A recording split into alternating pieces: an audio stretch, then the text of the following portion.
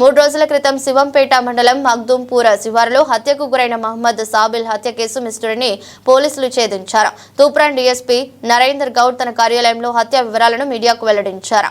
బోరుబండకు చెందిన మహమ్మద్ అఫ్సర్లు స్నేహితులు అఫ్సర్ చిన్నాన్న కూతురుని సాబిల్ ప్రేమించి ఇంటి నుంచి పారిపోయారు. అమ్మాయి మైనర్ కావడంతో తర్వాత పెళ్లి జరిపిస్తామని ఒప్పందంతో ఇరు కుటుంబాలు ఒప్పందాలు కుదుర్చుకున్నాయన్నారు. కాగా సాబిల్ తిరిగి అఫ్సర్కి ఫోన్ చేసి మీ చిన్నాన్న కూతురితో పెళ్లి జరిపించాలని లేనిచో ఇద్దరం కలిసి దిగిన న్యూడ్ ఫోటోలను సోషల్ మీడియాలో వైరల్ చేస్తానని బెదిరింపులకు పాల్పడ్డట్టు డీఎస్పీ తెలిపారు. ఎలాగైనా సాబిల్ ను అంతమొదించాలనే ప్లాన్ తో 21న మాట్లాడదామని చెప్పి సాబిల్ ను అఫ్సర్ బోరబండకు రమ్మని తన స్నేహితుడైన సారోల్లా సంతోష్ తో కలిసి ముగ్గురు కారులో మేడ్చల్ మీదుగా తూప్రాన్ నర్సాపూర్ రోడ్లో ఉన్న మగ్దుంపూర్ గ్రామ శివారుకు చేరుకున్నారు. ఫోన్లో ఉన్న చిన్నాన్న కూతురు ఫోటోలను డిలీట్ చేయమని పలుమార్లు చెప్పినా సాబిల్ డిలీట్ చేయకపోవడంతో మద్యం మత్తులో ఉన్న అఫ్సర్ సంతోష్లు సాబిల్ ను ఫ్రీకాస్ట్ గోడకు బాది మొహంపై బండరాయితో మోదీ విచక్షణ రహితంగా చంపినట్లు తమ విచారణలో నిందితులు ఒప్పుకున్నట్లు డీఎస్పీ నరేందర్ గౌడ్ తెలిపారు. హత్యకు పాల్పడిన నిందితులను అరెస్ట్ చేసి రిమాండ్ కు తరలించినట్లు తెలిపారు. 48 గంటల్లో హత్య కేసు మిస్టరీని ఛేదించిన CI Rangakrishna, SI Madhukar Reddy, ID party సిబ్బందిని ఈ సందర్భంగా డీఎస్పీ అభినందించారు. మొన్న మంగళవారం రోజు శివంపేట పోలీస్ స్టేషన్ పరిధిలోని మగ్దుంపూర్ గ్రామ శివారులో ఒక గుర్తు తెలియని వ్యక్తిని, ఒక 20-25 సంవత్సరాల వ్యక్తిని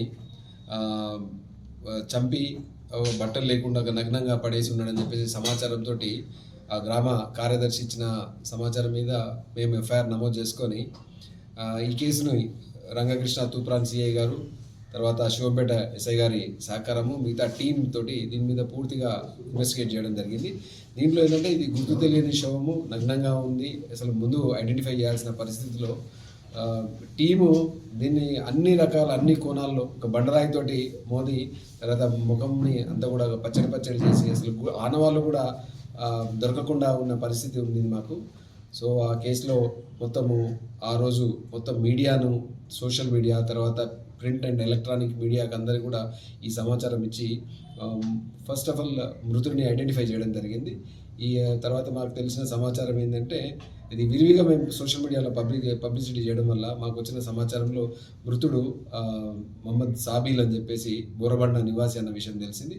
ఆ తర్వాత దీన్ని పూర్తిగా పరిశోధన చేస్తే దీంట్లో ఈ మహమ్మద్ సాబిల్ ఎవరైతే మృతుడు ఉన్నాడో ఆయన వాళ్ళ బంధువుకు సంబంధించిన ఒక అమ్మాయి, ఆ కేసులో అమ్మాయి ఎలోప్మెంట్ కేసు, దాంట్లో కిడ్నాప్ జరిగిన కేసులో నిందితుడు ఎవరైతే ఉన్నారో A1 మహమ్మద్ అఫ్సర్, తర్వాత ఆయన స్నేహితుడు సంతోష్ అని చెప్పేసి దాంట్లో ఇన్వాల్వ్ అయి ఉన్నారు.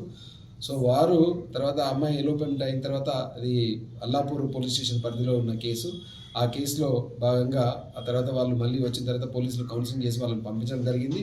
కానీ ఇతని దగ్గర ఎవరైతే మన చనిపోయిన వ్యక్తి దగ్గర అమ్మాయికి సంబంధించిన కొన్ని ఫోటోలు ఉండడము, ఆ ఫోటోలు ఇతనికి నిందితుడికి పంపించి అమ్మాయితోటి నాకు ఖచ్చితంగా పెళ్లి చేయాలా, నువ్వే ఒప్పించాలి అనే విషయం చెప్పడం జరిగింది. దాంతో ఆ ఫోటోలు డిలీట్ చేయమని అతను వెంబడిపడడం, ఇతను ఒప్పుకోకపోవడం వల్ల వాళ్ళ మధ్య ఏంటంటే ఒక ఘర్షణాపూరితమైన వాతావరణం ఉండింది. దాంతో తన స్నేహితుడైన సంతోష్ తోటి ఒక ఒప్పందం లాగా ఒక నిర్ణయం తీసుకోవడం జరిగింది. ఎట్టి పరిస్థితుల్లోని నిందితుడు చనిపోయిన వ్యక్తి దగ్గర నుంచి ఆ ఫోటోలు తీసేసుకోవాలని, లేకుంటే చంపాలని ఆ ఉద్దేశంలో భాగంగా ఆ రోజు ముందు రోజు నైట్ అతన్ని బోరబండకు పిలిపించి నువ్వు రా, నీతో మాట్లాడేదని చెప్పేసి తీసుకొని వచ్చేసి అతనికి వస్తూ మద్యం తాగించి వస్తున్న క్రమంలో మన తూప్రాను, మనోహరాబాద్ నుంచి తూప్రాను, తర్వాత ఈ శివంపేట ఏరియాకి వచ్చేసి అతన్ని ఫోటోలు డిలీట్ చేయమని చెప్పి దానికి ఒప్పుకోకపోతే వెంటనే అతన్ని ఫస్ట్ ఏంటంటే అతన్ని స్పృహ కోల్పోయేలాగా గొంతుపట్టి అతన్ని స్ట్రాంగులేట్ చేయడం జరిగింది. ఆ తర్వాత స్పృహ కోల్పోయిన తర్వాత అక్కడున్న ప్రీకాస్ట్ వాళ్ళకి ఆ తలను వేసి కొట్టడము, ఆ తర్వాత అక్కడికక్కడే చనిపోయిన తర్వాత ఎవరు కూడా ఆనవాళ్ళు గుర్తుపట్టొద్దన్న ఉద్దేశంతో ఆ బండరాయితోటి ఆ ముఖం పచ్చడి కూడా చేయడం జరిగింది.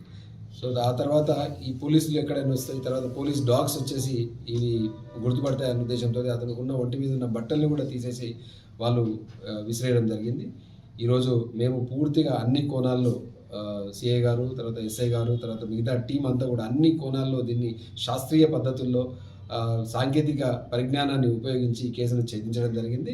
ఈరోజు నిందితులు వాళ్ళు మళ్ళీ వాళ్ళ కారులో ఏదైతే నేరానికి ఉపయోగించిన కారులో తూప్రాన్ గేట్ దాటి వెళ్తున్న క్రమంలో ఇవాళ వాళ్ళను అరెస్ట్ చేయడం జరిగింది. ఇవాళ వాళ్ళను అరెస్ట్ చేసి వాళ్ళ నిందితులు తమ నేరాన్ని ఒప్పుకున్నారు. సో దీనికి సంబంధించి వాళ్ళని నిందితుల్ని అరెస్ట్ చేసి ఇవాళ కోర్టు ముందు కూడా ప్రవేశపెడుతున్నాము.